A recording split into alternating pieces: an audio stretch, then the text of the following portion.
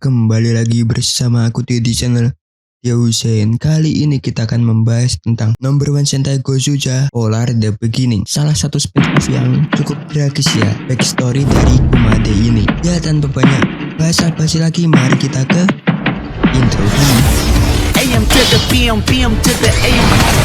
If I quit your PM, I still rock Mercedes.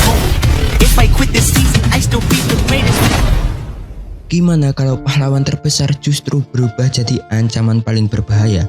Dan satu-satunya yang bisa menghentikannya malah orang egois yang gak peduli siapapun selain dirinya sendiri. Tapi inti cerita ini bukan cuma soal pertarungan. Semua karakternya sama-sama terluka.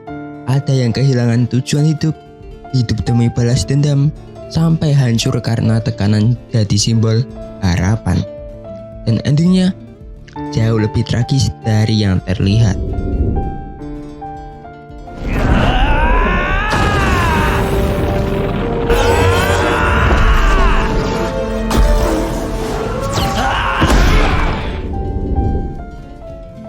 Di masa lalu ada Mashiro Kumade yang punya satu tujuan sederhana tapi ambisius banget, yaitu jadi nomor satu.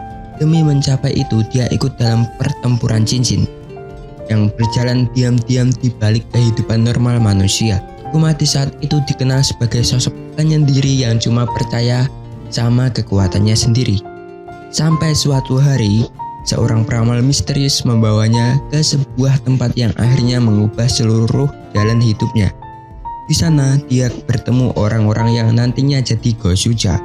Ya sudah jadi Gozuja lah ya. Nah, para pejuang yang bersatu buat menghadapi malapetaka besar yang mengancam dunia.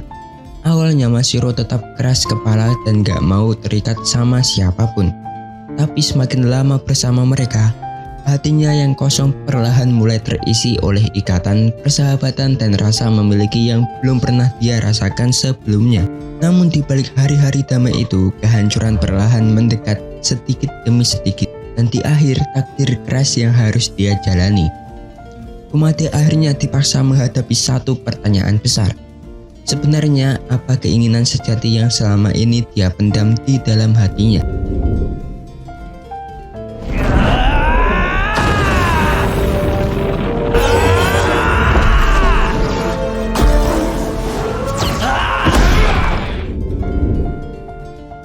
Di awal cerita, Kumade diperlihatkan sebagai petarung yang benar-benar gak terkalahkan.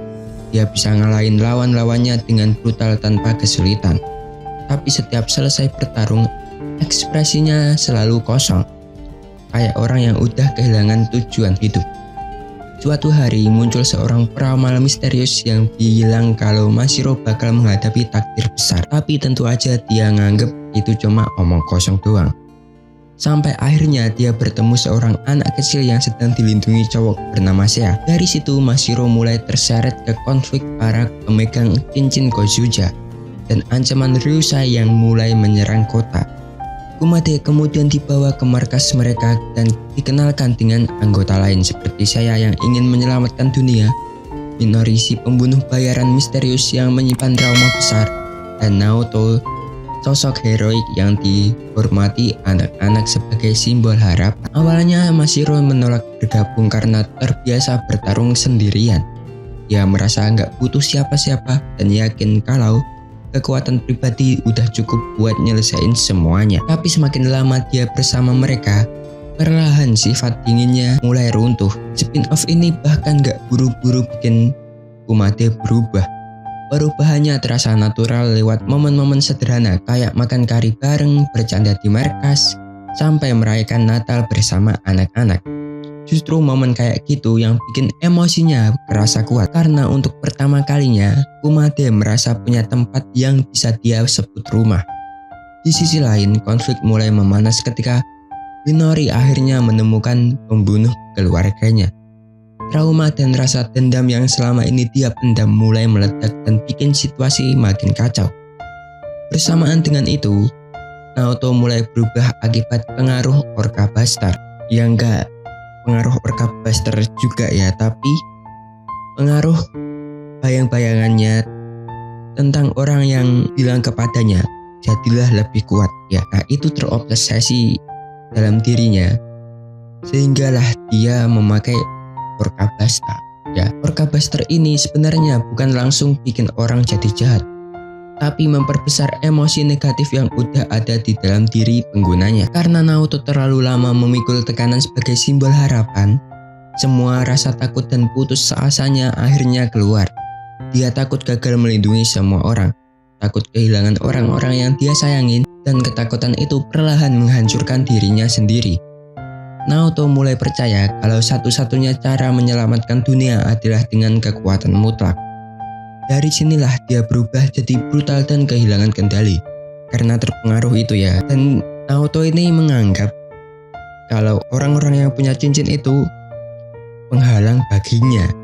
Jadinya dia itu seperti ingin menghancurkan keempat lainnya gitu ya. Nah, yang bikin tragis, kita tahu nih kalau Naoto sebenarnya orang baik. Dia bukan villain murni. Dia cuma terlalu capek harus terus jadi harapan buat semua orang sendirian. Dan itu yang bikin konflik antara Kumade dan Naoto terasa emosional banget. Karena mereka sebenarnya sama-sama orang yang kesepian. Cuma cara mereka menghadapi rasa kosong itu berbeda. Kumade yang awalnya cuma peduli kemenangan akhirnya sadar kalau kekuatan sejati itu bukan soal jadi nomor satu, tapi soal siapa yang ingin dia lindungi. Di pertarungan terakhir dia nggak cuma melawan Ryusai, tapi juga berusaha menyelamatkan Naoto dari dirinya sendiri. Pertarungan akhirnya jadi lebih dari sekedar battle biasa. Ini kayak benturan dua cara pandang tentang arti kekuatan. Naoto percaya kekuatan mutlak bisa menyelamatkan dunia, sementara Kumade akhirnya sadar kalau kekuatan tanpa alasan yang benar cuma bakal menghancurkan diri sendiri. Pada akhirnya Naoto sadar kalau jalan yang dia pilih salah.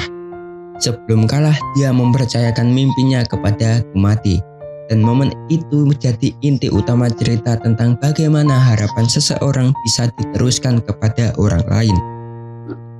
Yaitu adalah alur cerita dari Number One Sentai Gosuja Polar The Beginning. Ya, spin-off yang cukup membantu cerita dari series Gosuja ya. Ya mungkin sebelum pertarungan itu juga kan sama Naoto itu ketiga Gosuja lain kan udah ditumbangin tuh. Itu yang membuat Kumade juga ingin menyadarkan Naoto ini. Ketiga lainnya juga menitipkan mimpinya kepada Kumade, tidak hanya Naoto saja ya.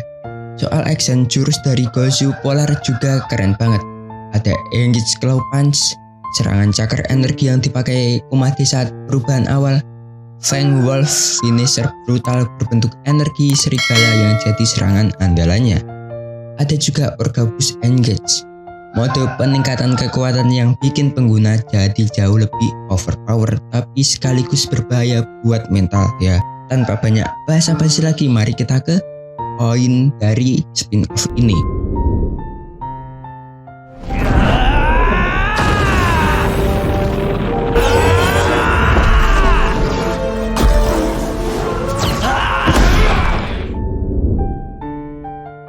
Hal paling menarik dari Kumade sebenarnya bukan kekuatannya, tapi rasa takutnya. Dia terlihat arogan dan emosian, padahal sebenarnya takut sendirian. Semua kemenangan yang dia raih justru bikin hidupnya makin kosong.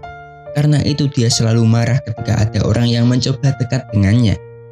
Karena dia takut kehilangan lagi. Perubahan Kumade juga dibuat pelan dan natural.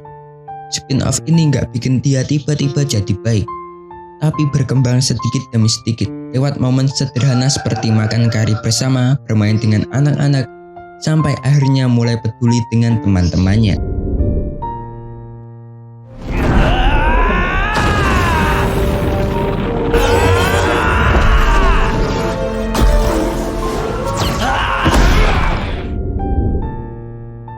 Naoto mungkin jadi karakter paling tragis di spin-off cerita ini karena dia bukan villain murni, melainkan pahlawan yang hancur akibat tekanan.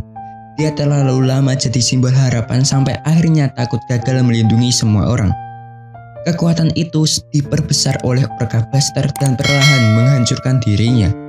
Yang bikin sedih, tujuan Naoto sebenarnya sederhana, yaitu ingin melindungi semua orang. Tapi cara yang dia pilih salah. Makanya saat dia akhirnya sadar di ending, momen itu terasa emosional banget.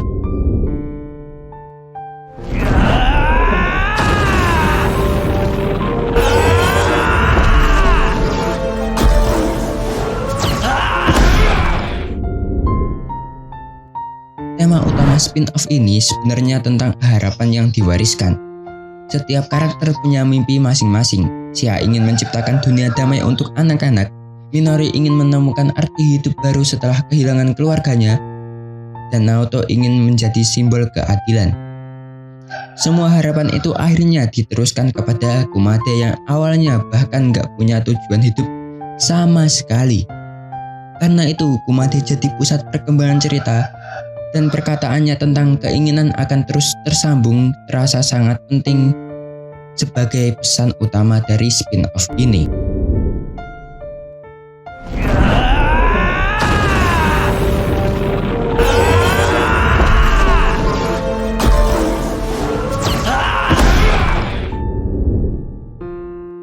Desain warna putih Kumade ternyata punya makna tersembunyi. Nah, saat dia masih sebagai Gozu Wolf, warna merah melambangkan sisi liar, agresif dan egoisnya sebagai petarung. Sementara dia sudah menjadi Gozu Polar, warna putih melambangkan hati murninya yang perlahan muncul ketika dia mulai peduli pada orang lain. Makanya waktu Naoto bilang kau terlalu suci, itu sebenarnya simbol kalau Kumade masih punya kesempatan menjadi orang baik sebelum kegelapan menghancurkannya. Di pertarungan akhir, aura Kumade juga terlihat lebih terang sebagai tanda perkembangan mentalnya.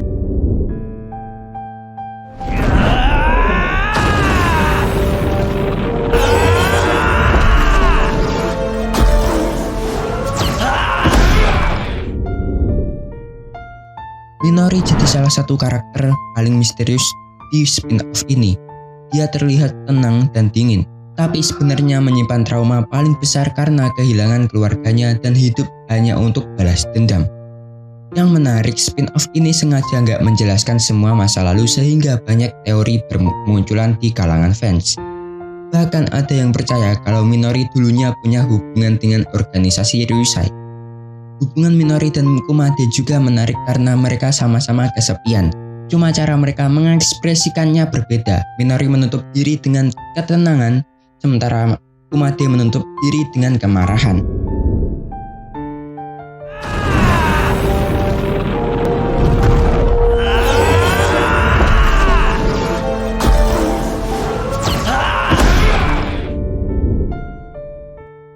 Ending spin-off ini sebenarnya jauh lebih tragis daripada kelihatannya.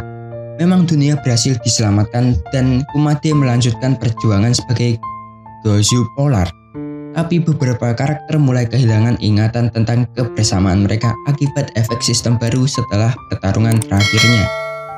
Ada scene ketika Kumade merasa familiar dengan seseorang tapi nggak bisa mengingat semuanya.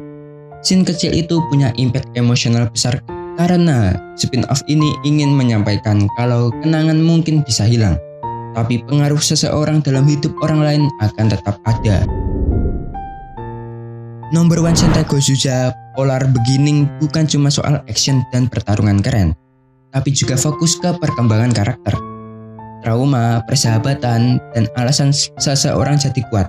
Kumade yang awalnya egois perlahan berubah jadi sosok pelindung setelah menemukan tujuan hidup baru. Sementara itu, konflik Naoto jadi bagian paling tragis karena nunjukin kalau pahlawan pun bisa hancur oleh rasa putus asa. Spin-off ini berhasil nyampurin action, drama emosional, dan tema harapan dengan sangat bagus. Bahkan lewat momen-momen sederhana yang justru terasa lebih menyentuh dibanding pertarungan besarnya. Ya, itu adalah kesimpulanku tentang spin-off Number One Sentai Gozuja Polar The Beginning. Gimana nih menurut arek-arek? Menurutku sih film ini cuma Kumade yang awalnya sudah menjadi Gozu Polar itu menceritakan kembali masa lalunya ya, dan itu dikemas secara epic di sini ya. Apalagi pertarungan terakhir Kumade bersama Naoto itu sangat epic sih. Nah, menurut arek-arek nih, Umade kalau gak ada apa-apa, apakah menjadi Gozu Polar atau tetap menjadi Gozu Wolf nih? Tulis teori arek-arek di kolom komentar. Ya, segitu dulu untuk video kali ini. Jangan lupa subscribe agar kalian tidak ketinggalan video terbaru dari channel ini. Like kalau kalian suka, dislike kalau kalian jelek, dan share video ini. Follow Gaku yang ada di sini. Jangan lupa senyum hari ini. Wassalamualaikum and dah.